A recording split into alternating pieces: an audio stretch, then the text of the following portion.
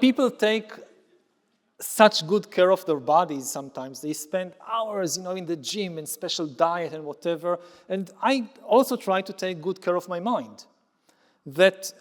And our minds were shaped back in the Stone Age in a completely different situation, environment. We are now flooded by enormous amounts of information that we cannot deal with. On top of that, with our smartphones and social media algorithms and so forth, what the smartest people in the world have been doing in recent years is figuring out how to use these devices in order to hack our brains and press our emotional buttons. And anybody who thinks they are strong enough to resist it is just fooling themselves. It's much, much more powerful than us. So I'm not saying it's impossible to just, completely disconnect from the world, but taking some time off to just detoxify the mind and to have, a kind of information diet, both in terms of the quantity of information and also in terms of the quality of information that we consume. And some people are so aware of what they put into their mouth and into the stomach, we should need to be also aware of what we put into our minds and also what we take out.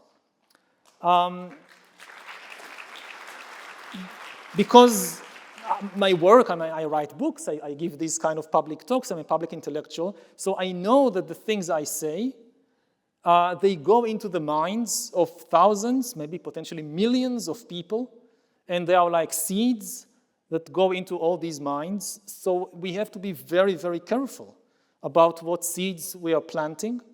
And I think this is even more important in the case of politicians. If I look at politics today, again, one of the worst things about politics today is that people confuse politics and therapy. Like, they want to be authentic. They value when you speak your mind. You shouldn't speak your mind as a politician. You should be very careful about what you say. As a meditator, I know that the mind is full of garbage. So, people are very much in favor of building walls these days.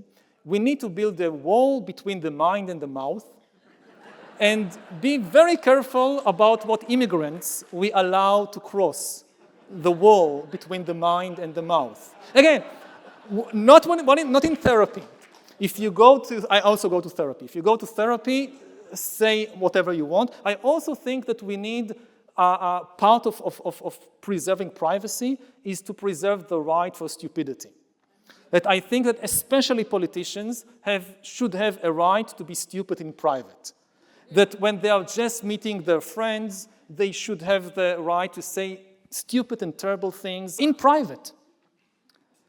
Because I know from, again, my job as a public speaker, that you need to be to have a good guard of your mouth. It demands a lot of mental effort. And you can't maintain it throughout the day after day after day.